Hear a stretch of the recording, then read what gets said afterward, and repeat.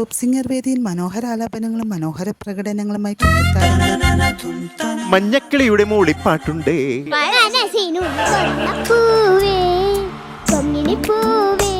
താരങ്ങളും വിധികർത്താക്കളും തമ്മിലുള്ള രസനിമിഷങ്ങളാണ് വേദിയെ കൂടുതൽ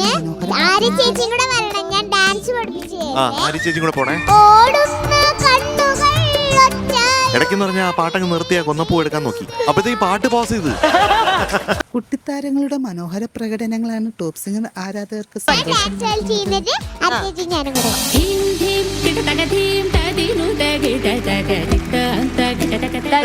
എന്നെ കൊണ്ട് പറ്റൂല. ബ്രഹ്മചാരി എന്ന ചിത്രത്തിലെ ഗാനവുമായാണ് പാർത്ഥിവ് എന്ന ടോപ്പ് സിംഗർ. അനുപല്ലവി പാടിയത് നല്ലൊരു ഒഴുക്ക്, ഒരു പ്രത്യേക ഒഴുക്കുണ്ടായിരുന്നു. വി ദക്ഷിണാമൂർത്തിയുടെ സംഗീതത്തിൽ KJ യേശുദാസ് ആലപിച്ച ഗാനമാണ് താരങ്ങളും വളരെ ബ്യൂട്ടിഫുൾ ആയിട്ട് പാടി. കുട്ടമണി ഏത് പാട്ട് പാടിയാലും ഒരു ഭാഗം ഞാൻ എപ്പോഴും ശ്രദ്ധിച്ചിട്ടുണ്ട്, അസാധ്യമായി. താരത്തിന്റെ ആലാപനത്തിന് ശേഷമുള്ള ഈ മനോഹര നിമിഷങ്ങൾ, കുറച്ച് ലൈൻസ് മാത്രം എന്റെ അടുത്ത് വന്ന് എനിക്കൊരു കൊതിയാണ്, അത് മാത്രം ഒന്ന് കേൾക്കാനാണ്.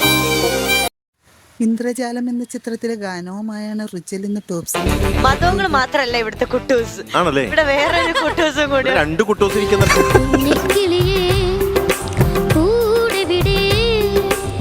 പുതിയ സെലക്ഷൻ ആയില്ലേ ഇപ്പോ, അപ്പൊ ഇനി കൂടുതൽ ശ്രദ്ധിക്കണം. ഞങ്ങളും കുറച്ചും കൂടി സ്ട്രിക്റ്റ് ആവും. SP വെങ്കടേഷിന്റെ സംഗീതത്തിൽ MG ശ്രീകുമാർ ആലപിച്ച ഗാനമാണ് താരം മനോഹര.